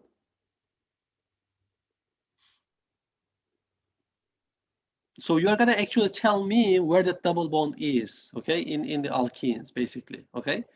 You're gonna tell me where that double bond is, and if you have a substitutions, you have to tell me where the substitutions. But in this case, again, you have a double bond, and double bond is kind of like a substitutions in a way, right? Because you're substituting the hydrogens. So you gotta tell me. And whenever we say 1 butene, right, we are gonna understand that it's between first and second carbon. Make sense? Between, So, between. yeah, exactly, between. So in this case, it's going to be 1 and 2, right? You see that this is going to be 2 butene, right? I know that the bond between the second and third carbon. Does this make sense, everyone? Okay. I'm gonna picture that. It's 1 butene. All right, very good. So let's go back to our slides again. And so how would you name this guy here? We still use the same rules though, right? Exactly. Same rules. Exactly, same rules. So let's do this actually example right here.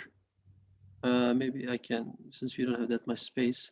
So how would you name this guy?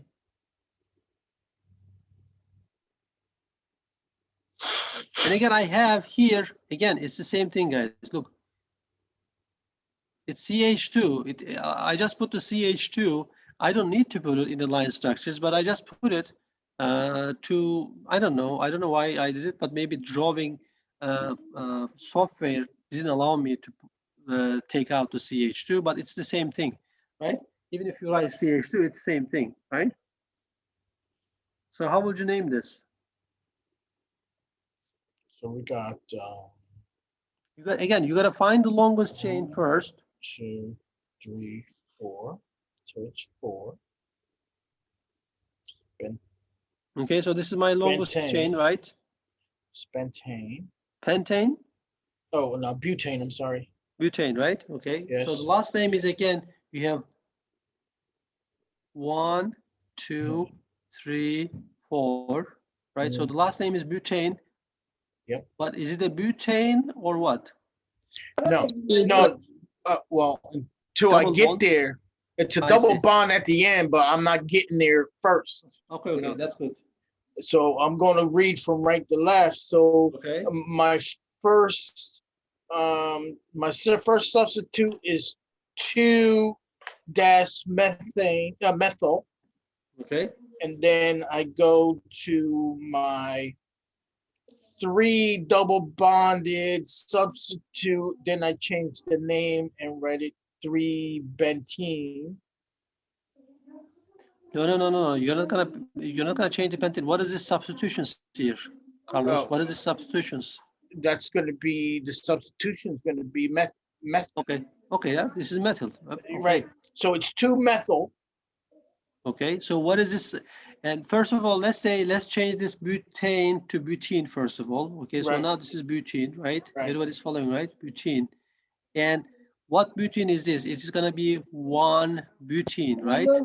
1. And Yeah. again, Why Oh, it's gonna be one butene? Because you don't want to be starting from top, because this is important. You want to give the alkene, the double bond, the lowest possible number. Okay. yes, yes, yes. Okay, That's because where I was- alkene is the last name, and it's more important than the methyl. And even if you start from here, it's gonna be 2. Even if it's gonna be lower, right? It doesn't matter. The alkene is gonna be the main guy here.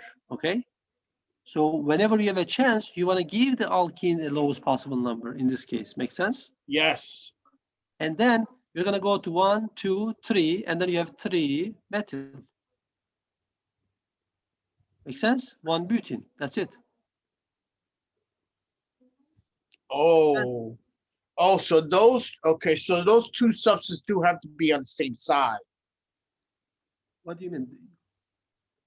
So because I normally start from reading the numerical numbers from right to left, because we got to go to the lowest numbers with the double bond. We're Okay. using the lowest numbers. So methane, if it was just one substitute, I will use a number 2. But because we have another double bond, I have to go read from right to No, left. again, Yeah, I got it. you have to, I got it. Carlos, whenever you're numbering, right?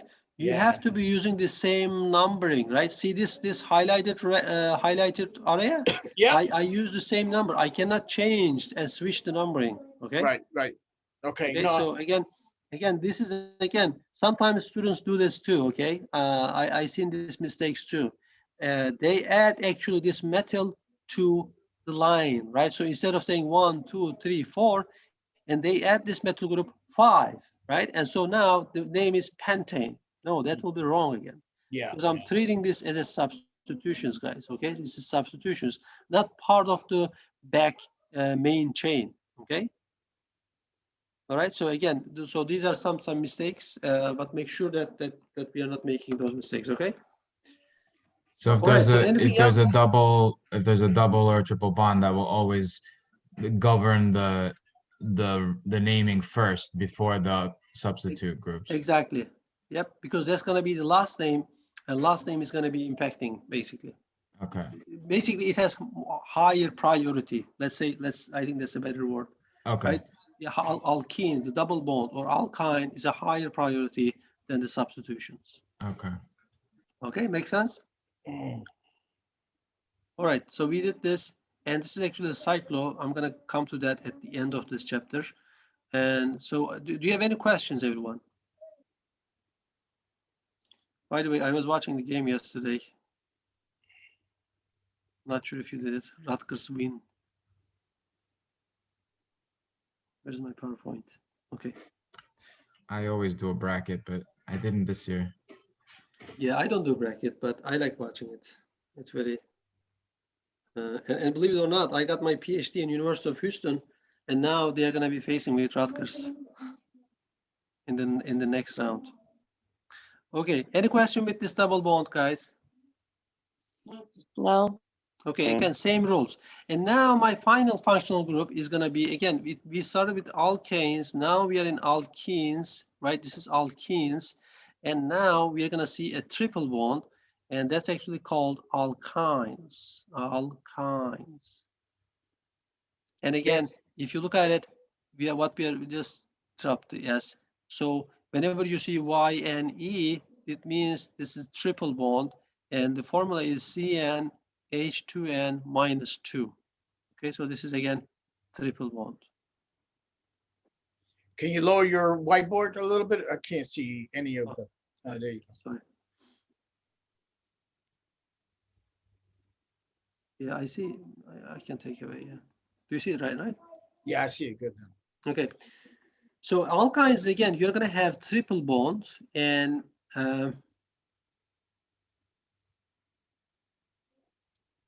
again, everything else is going to be the same thing, right?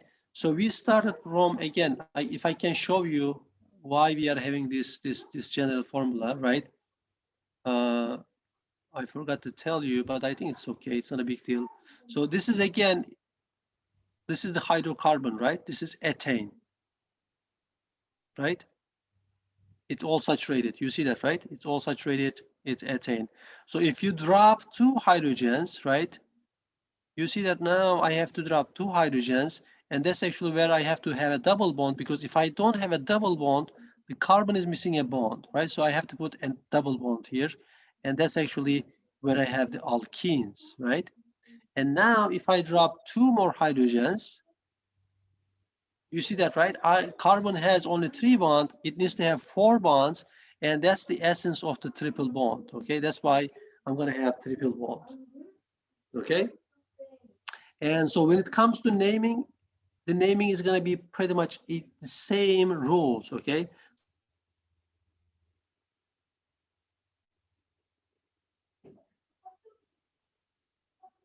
Right? And ethane becomes ethene for the alkene, right?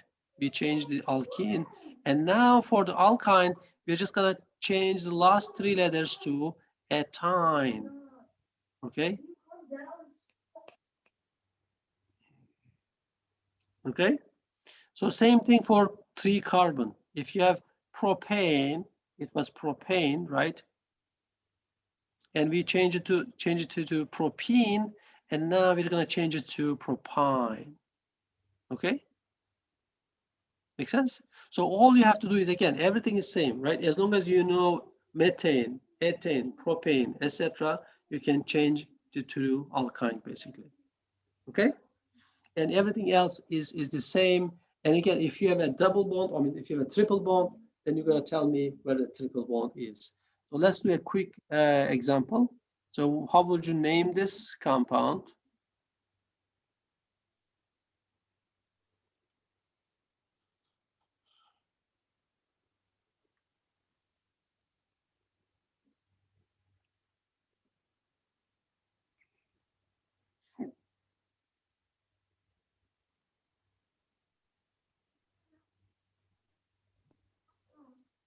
Butane. Okay, so you have to number them, right? So if you number them, you have 4 1. carbon. So it's going to be butane. Very good. So it was, if you have a 4 carbon, it was butane, right? But now, as you can see, this is actually, you have triple bond here, right? So this is not the butane. So you have to change it to alkyne. This is an alkyne now. So that's why it's going to be butane. Very good. But what about like the, where is this triple bond located? 1. 1, right? So it's going to be again 1 butane. Makes sense, right? Yep. Okay, and again, if you have a substitutions here, then you will be also telling that substitutions. Any question with this, everyone? Everybody's good? Oops. All right, let's go back to my slides and see where we are. Okay, we named this, we've done the ethane.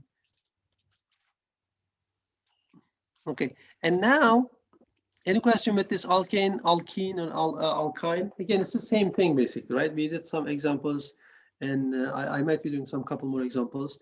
So now what I've shown you here was all open structures, right? So it was kind of like whenever you look at the molecule, right? This is the molecule that I have here.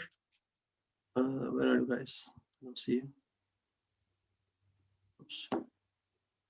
Yeah, this something sometimes just. Why this is doing?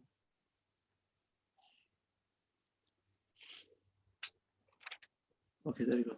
See, this is the open structure, right? All the time I showed you, it was a line structure, but it was open, okay? But we can actually have in organic chemistry, again, right? This is open, you see that, right?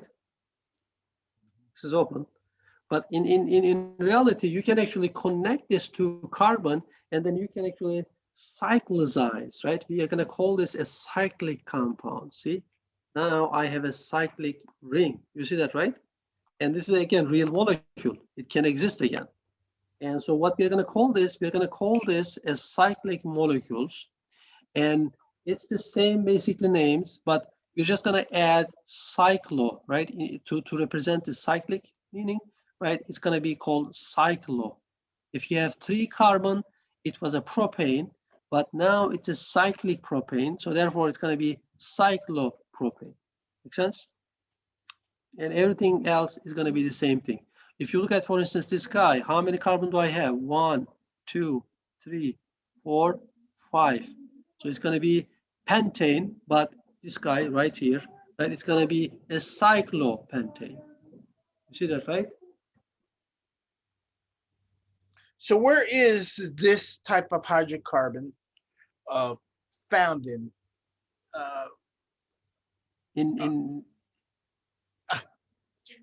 Is this well?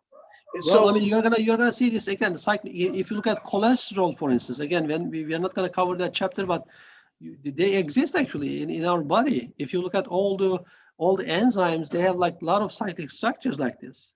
Actually, if you look at the lipid, for instance, non-containing lipids, like cholesterol, like all the steroids. All the steroids have this cyclic system, cyclic rings, either cyclopentane or cyclohexane. Okay, so when it comes to naming of this, right? If you look at, for instance, this guy, it's gonna be the same thing, right? Oops, where am I? Okay, oops, sorry. Okay, so if you look at this one, right? You're gonna be actually, again, you're not gonna be in the cyclic system, you're not gonna try to find the longest chain. You're not gonna do this like 1, 2, 3, 4, 5, 6, 7. Oh, this is like heptane. No. So instead, we are gonna actually treat this. This is gonna be my main chain basically, right? And what is this? This is cyclohexane, right? This thing, right? Without the methyl group. And then, because I know that this is 1, 2, 3, 4, 5, 6 carbons, so this is cyclohexane. And then you're just gonna name the substitutions here, and then now you have only methyl group here, right? So therefore, this will be methyl cyclohexane. You see that, right? And do I need to indicate where the methyl group here is? Should I say 1 methyl? Or no? No. Because there's no way to order it because it's circular. Exactly, right? Because again, it doesn't really matter if you say 1 methyl, because if you rotate it, right? Let's say this is 1 methyl. Again, this is not the same molecule. This is pentane, but you get the idea, right? See, if I rotate it, this is still 1, still 1, still 1. You see that, right? It doesn't really matter. Okay. So again, in chemistry, especially in the naming, we don't like redundant information, and here 1 is redundant. You don't need this information. So therefore, you don't say 1 methyl, just say methyl cyclohexane. Okay? Make sense? Yep.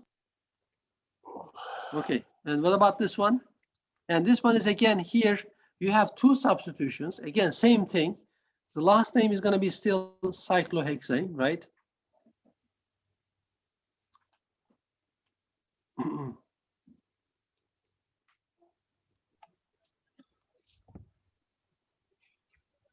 And now you have 2 substitutions. One is methyl here. And the other is ethyl. Yep, this is ethyl, very good.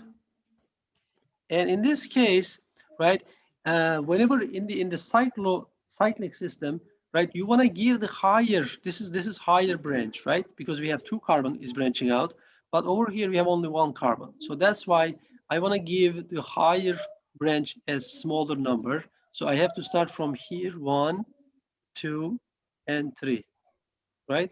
So the name is going to be 1 ethyl, and then 2 methyl cyclohexane. So when you have more than one substitute, you need to start numbering them so you know when you're reading my material where it sits.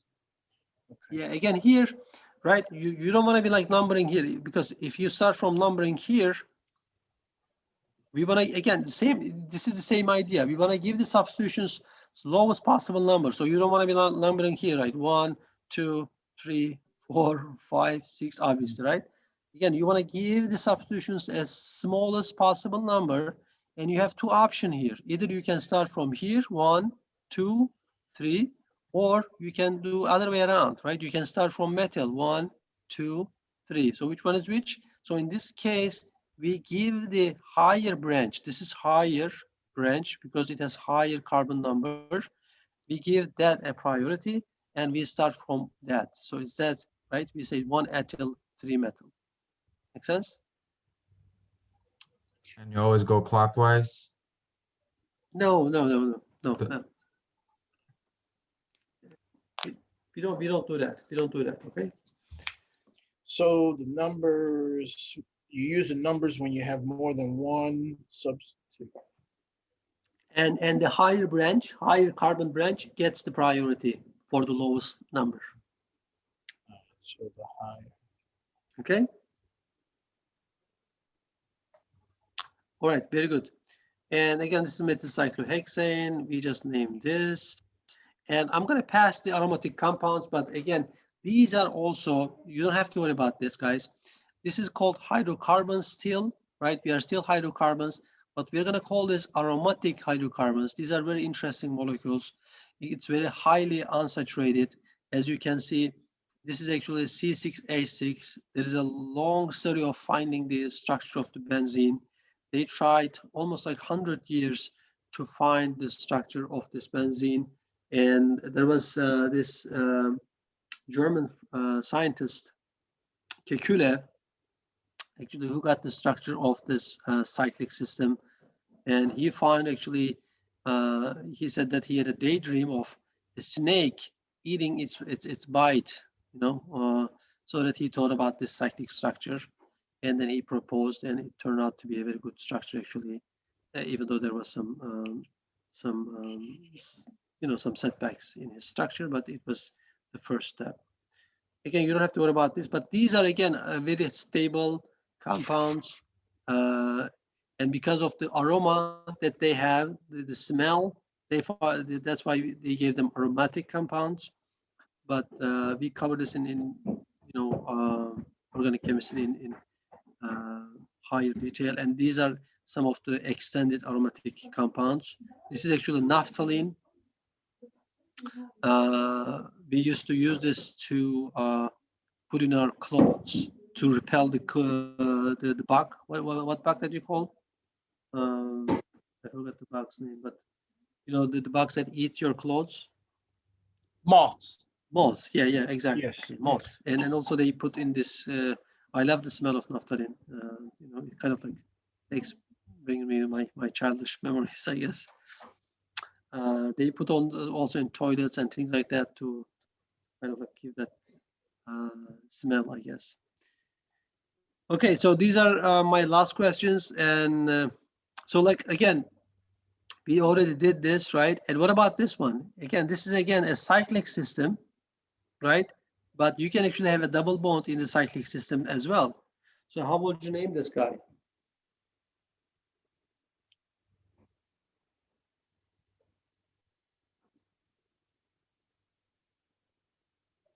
Well, you know the last name is Psycho. How many? 1, 2, 3, 4, 5.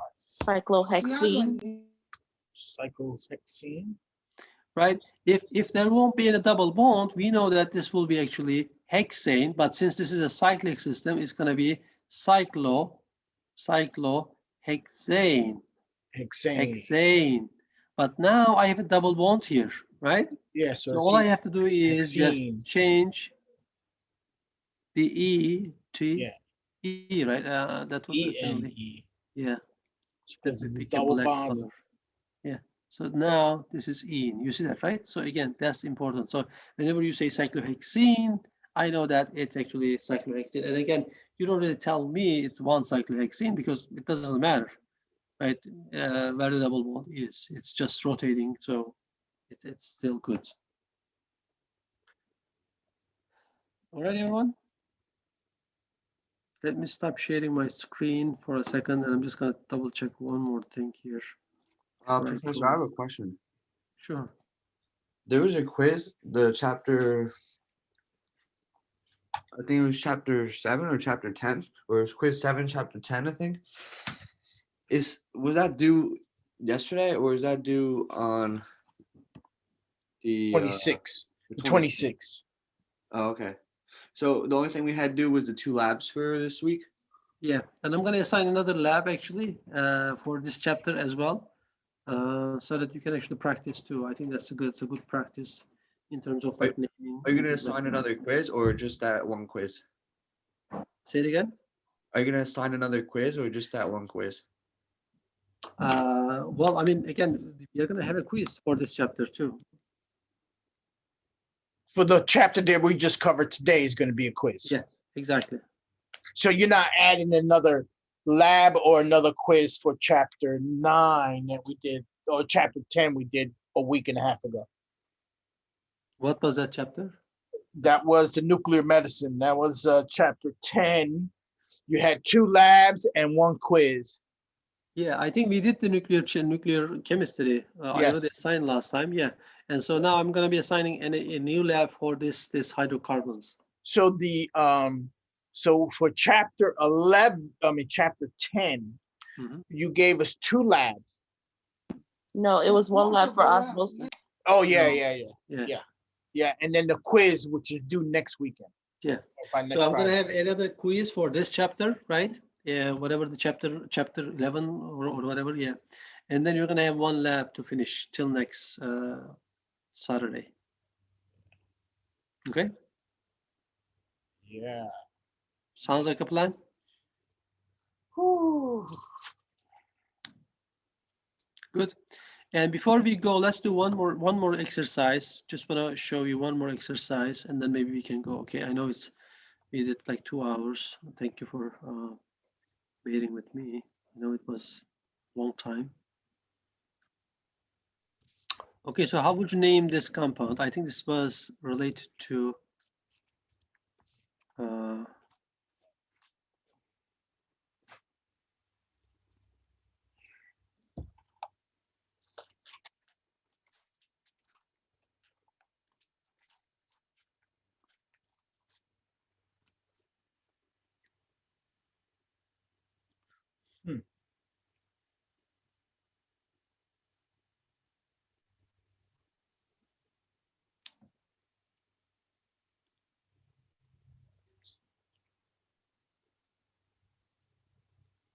Right, so 1, 2, 1, 2, 3, 4.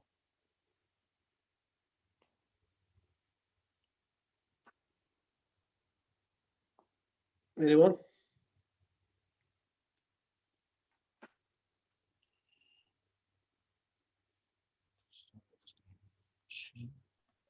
Is it 2,3-dimethylpropane? Okay. I think it's dimethylbutane. All right. So we got two candidates again. So you need to find the longest chain first, right? And again, no matter how you go, like this way, or this way, or if you go from this way, it's the same thing, right? So you're gonna still hit 4 carbon, right? Right. Oops, Oh yeah, there's 4. Yeah. right. So again, it's gonna be 1, 2, 3, 4, or 3, 4, doesn't matter. So, but you have to pick one of them, right? You cannot just pick 2 of them. So basically the last name is going to be, again, students make this mistake too, right? They count this 4 and they count this as a 5th carbon, but you cannot count that as, okay? You have to find the longest chain first. So therefore this will be butane. Yes. Last name is butane. And then you have 2 substitutions, right? At the 2nd carbon and 3rd carbon. So it's going to be 2 and 3. And since you have 2 methyl group, right? 1 here, methyl. This is another methyl. So it's going to be 2,3 dimethyl and butane, right? Yeah, there's no dash here actually. Make sense? Okay. Again, even if you choose this way, it's going to be still dimethyl butane, right? Again, like it doesn't matter which substitutions that you count, right? It doesn't matter. Like if you, what I'm saying here is, let's just draw it here.